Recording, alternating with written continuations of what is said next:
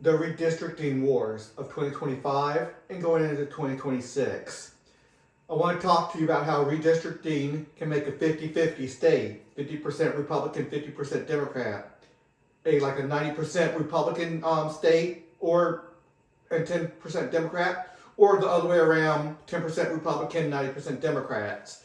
How can it be that dramatic of a change? Let's go over some of the numbers and my proposal to do competitive representative agencies, but that's going to be at the end.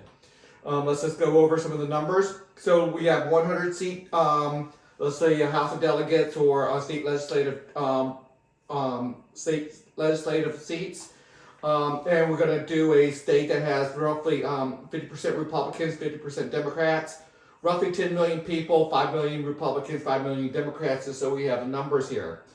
And if Republicans get to draw the districts, you can replace that with Democrats drawing the districts, and we'll go back and forth a little bit.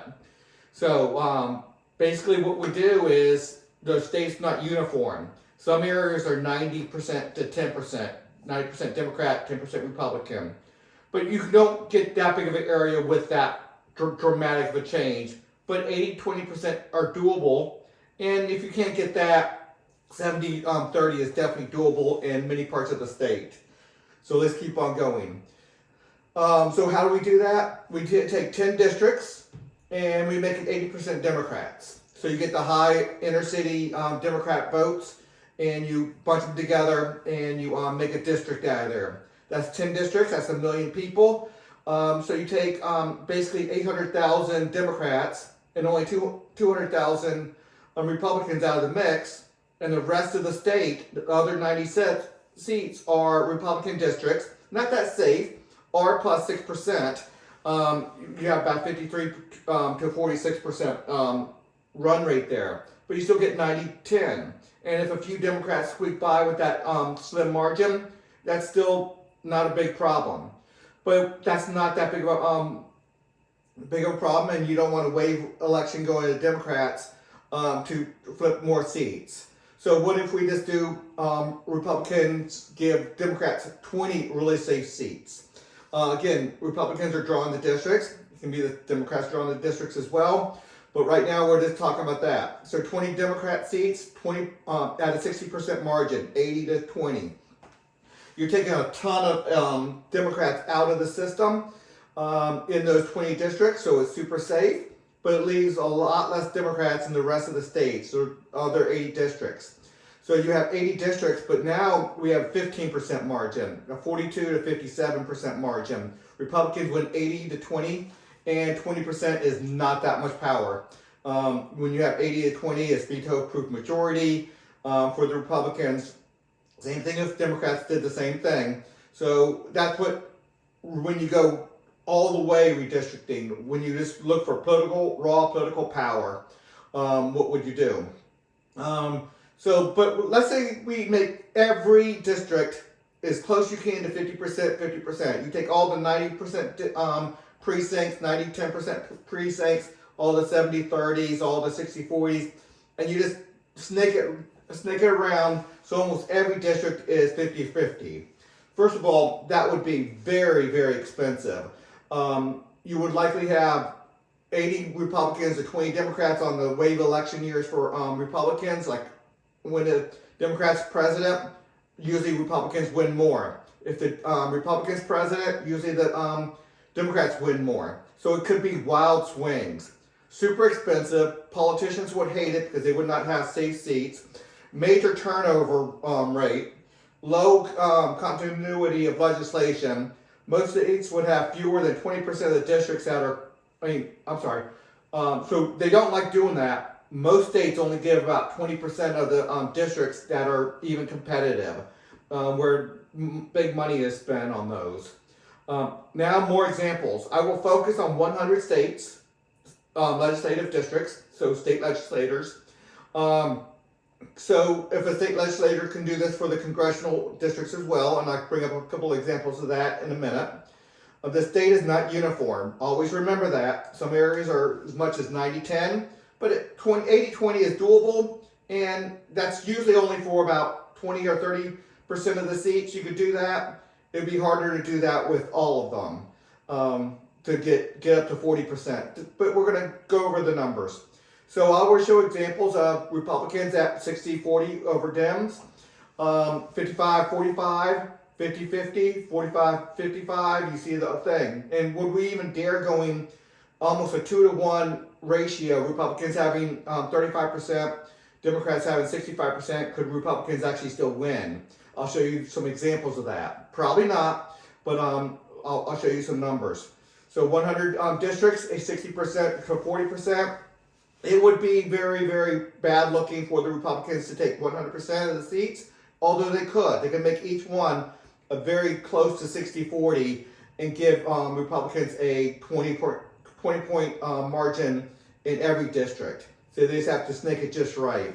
But it doesn't harm Republicans at all to give them a few seats, just so there's a little bit of controversy in the legislative branch and everything, even though the Democrats wouldn't have any power, or the Republicans wouldn't have any powers if the Democrats did this.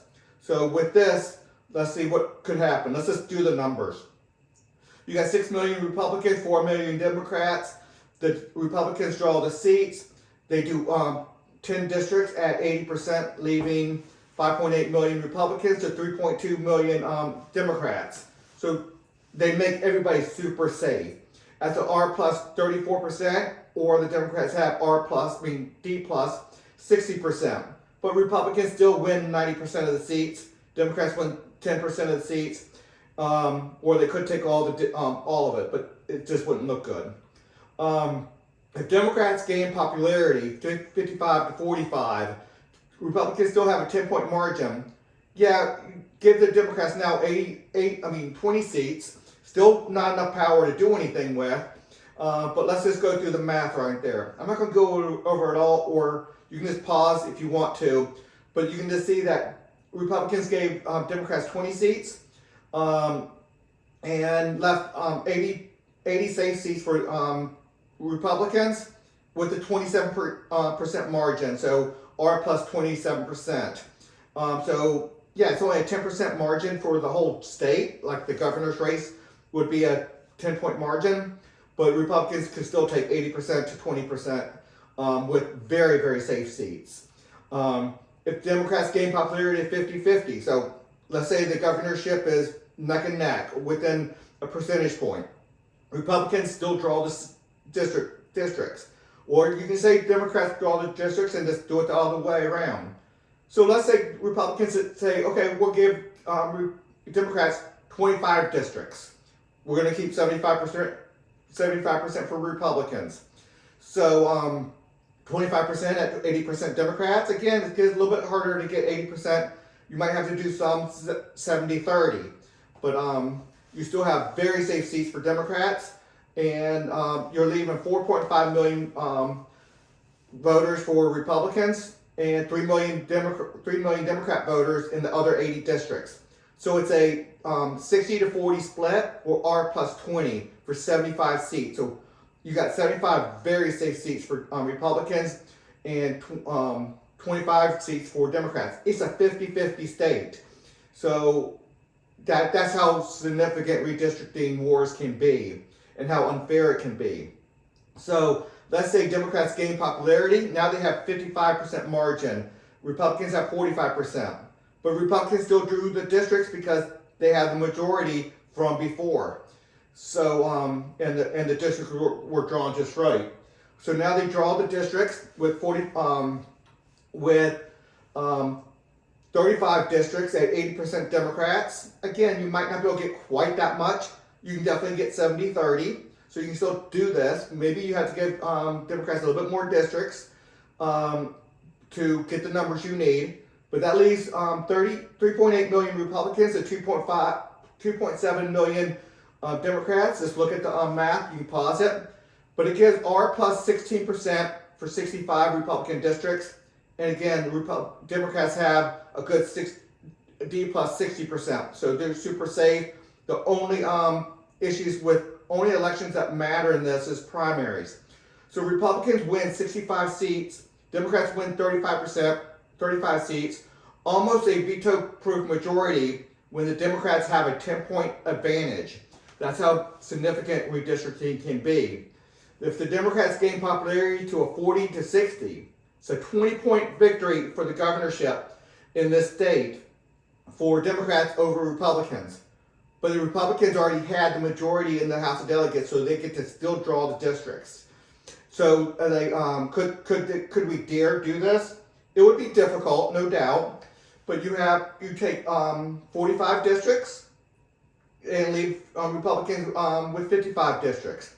But you just have to really draw very carefully to try to get 80% Democrats to 20% Republicans. So you pack all those Democrats into very short, 45 districts, leaving the Republicans have an R plus 13%, so 56 to 43. Some of those might flip, but you still have that advantage there. Now maybe you can't get all the way there, but let's keep on going. Do we dare do D plus 30?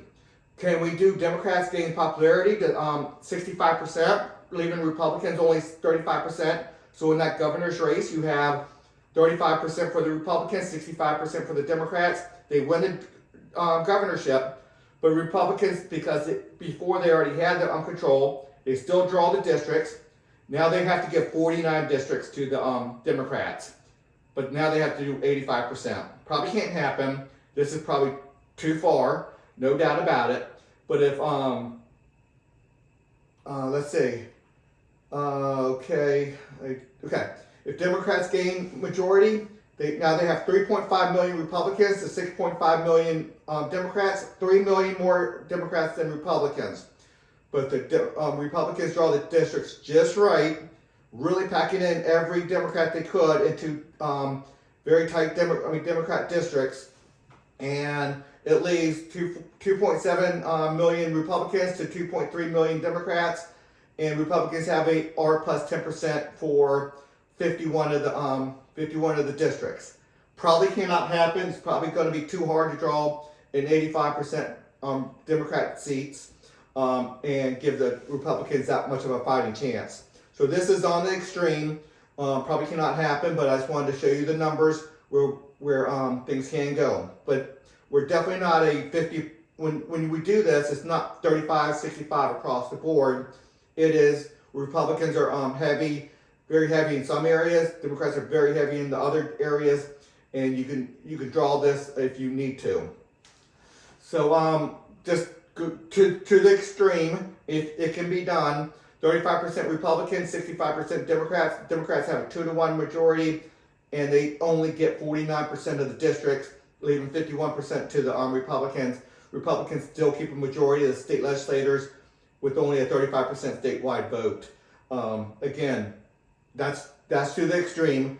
And but the day that Republicans lose 2 more seats, the Democrats redraw the districts, and they can easily take 100% of the seats without doubt. You saw from the other slides. Whoever draws the districts gets to have tremendous amount of power. Okay, so the Republicans draw the districts statewide. You see the numbers here. I won't do it all the way, but Republicans, they're generous to give Democrats 10% of the districts when they have a 60 to 40, because they can take all of it. Then Republicans take 80%, or 75%, or 65%, or 55% of the districts, and finally 51% of the districts. Again, some might get a little too extreme. Maybe you can't draw it just right to do that, but you see the power of this. So for Congress, well, I'll show you an example of Indiana in a minute.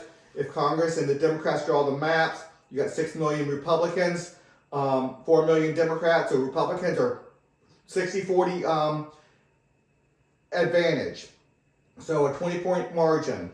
But if the Democrats draw the map, or let's say the court draws the map and the judge is more of a Democrat, they could pack 80% districts for the Republicans and give the Democrats an easy 6 seats, not with the high majority, but D plus 6%, and the Republicans have a very strong 60% majority in the other 4. So Republicans only have 4 seats out of 10. Democrats win 6, even though the Republicans are a 60% majority. So way out of whack there. But the Republicans drew the districts. They could easily go 10-0. And I'll show you an example of that in Indiana in a minute. A little bit different numbers, but very, very close to this, where if you have a 60-40 split, and Republicans win 10 out of the 10 congressional seats. Okay, real life example: 60% Republican Indiana. So Indiana, on the president at least, is a 60-40. What is it on the governor? It was only 54-41. So not as wide. But let's keep on going. Republicans grouped 2 heavily Democratic districts to make the other 7 Republican districts a wider margin, thus safer for the GOP. So you see right here and right there, 2 tiny districts, most likely heavy inner city, where Democrats have a major advantage, and a lot more compact, a lot more population density. So you do that, and the rest of the state goes in easy Republicans. So, but Republicans said there's a redistricting war. Republicans said, well, we can carve out a little bit of those 2 blue districts and make all the districts red. So they created a map. I think it just failed to go through. Some of the Indiana senators, I believe it was, said no. So, but they do have a map that would represent where it's R plus whatever in all 9 of the districts. So Indiana is one of the I believe it has 9 districts here, and it's going to stay 7-2, I believe. But they did have a position to go 9-0. It just didn't get voted on successfully. Okay, let's look at the state legislative bodies. You see the 10-40. This is state senate, 80% to 20%, because there's only 50 state senators. And so the Democrats, because they don't have the majority, they didn't draw it, they get 20% of the state senate. Of the state House of Delegates, or lower house, it's not House of Delegates, I don't believe in Indiana, the state legislative lower seats. And anyway, the Democrats have 30%, and Republicans have the 70% of the 100 district map of the lower chamber there. So it's a 70-30, even though it's not a 70-30 in the statewide governorship.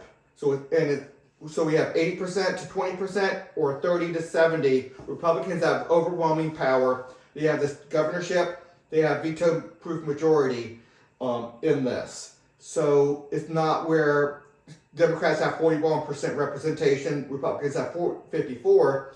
It is 80-20 or 70-30, significantly outside of what it is. So are people being represented correctly? So the 2025, and we're going into 2026, I'm sure it's going to continue. It's led by California and Texas, where they're about a 45 to 55% state. For Texas, I think California is more like 60-40, but they want to have 80 to 85, 90% of the congressional, federal congressional seats by drawing the maps going to their party. Texas going Republican, California going Democrats. So they just want to draw it just right, bulking in all the Republicans into districts at very high percentages, so the rest of the districts can be to their party's liking, whether it's Texas or California. And every state wants to get involved. I see Virginia wants to get involved, and right now it's like I think 13 seats, and I think it's like 7-6 right now. Easily, if the Democrats put plans into effect, they could get to a 10-1, 9-2, 10-1. No, I did that wrong. 13 seats. So leave Republicans with 1 or 2 seats, if not 0 seats. It wouldn't be that hard because we just had a Virginia election where Democrats won probably 55 to 45 on some of that stuff, maybe a 13 to 14% margin. depends on what you want to look at. So I want to go to a competitive representative agencies where we have more proportional voting. So I want, this is going to be changing how Americans are represented in government. I don't want elections anymore. I want selections. You select your competitive representative agencies. In the current system of one representative for every person in a geographic district, because obviously, as you've seen, you have more than one point of view represented in a district. You cannot have one representative representing everybody in a district because everybody in that district is not the same. Representative means you represent the views and the interests of those people that you're representing. You cannot represent a Republican and a Democrat, period. They have totally different viewpoints. Okay, so we want to end the process of electing one representative for everybody in a geographic district. So what we do is create about a dozen different competitive representative agencies. It needs to have at least 5% of the citizens and no more than 20 to create a representative agency. So if you have more than 20, you just create 2 of them and have two representative agencies that are very similar. And so you select yours. Then once you select yours, you vote within your membership of the ones that you selected for the leaders of yours. So and then they will send up representation with the representation of the percentage of citizens that chose them. So if you get 8.398326, decimal points go out as far as needed. So every citizen's selection makes a difference in somebody's representation. So every representative goes in there with the percentage of the vote based on the citizens that chose them, selected them. So then I want these representative agencies to start taking over governmental responsibilities such as identification, police oversight, criminal records, medical records, financial records, fees, taxes, citizenship, ownership, as well as others. Obviously, all those things need to be dealt with in a very structured manner, in a very deliberate manner, and we have ways to do that. So representative agencies will have real authority to fight for civil liberties. Representative agencies will serve their members to the most significant degree possible. So when you go to the DMV or you go to the Social Security Administration, you go to your representative agency staff member that they put in there to represent you. So that's a little bit different than what it is right now. Now, to the most significant degree possible, and we want to keep on doing that incrementally. I have an amendment to do this, but you can read through that, some of that. But representative agencies will handle a proportional of the executive vote. So when you're voting for the governor, the president, representative agencies will represent their members in that. So if a representative agency has 7% of the vote, they collect all the information from their members that selected them and sends up the records of who their members want to be the executive. So they're going to have a lot of power there. So no longer going out to officially vote. You'll vote within your membership, so they can deal with that, each one. And that's part of when you decide what representative agency you want to go with, that's going to be part of that decision. Representative agencies will nominate their proportion of judicial appointments and also other executive appointments, such as the Secretary of Defense or the EPA Secretary or whatever the case may be. Representative agencies fill government staff positions in proportion to their membership. So very important to understand some of this. A lot more there. Then I want to have a vote in each area of government. It's hard to see that, but if you want to pause it and expand it out, or just look on your social media about how to separate government power into 30 sectors, where you get to pick a representative in every aspect of government, whether it's how to help the poor, healthcare, banking, police, the military, prisons, how to deal with land and water, how to deal with environment, how to deal with work safety. You get to pick your representative per sector. So it's highly important because some people say they like the Republican Party for financial reasons, but for social reasons they would like the Democrat Party. Now, regardless of who likes what, you get to pick per sector. So redistricting, you see the flaws in redistricting or how it can be abused, or proportional representation, what I'm calling for, and there's a constitutional amendment to make that happen, and everything's easy to find at Haley2024.org. It's where competitive governance lives. We're talking about competitive representative agencies, which is an aspect of competitive governance. Please consider a donation. Until the next video.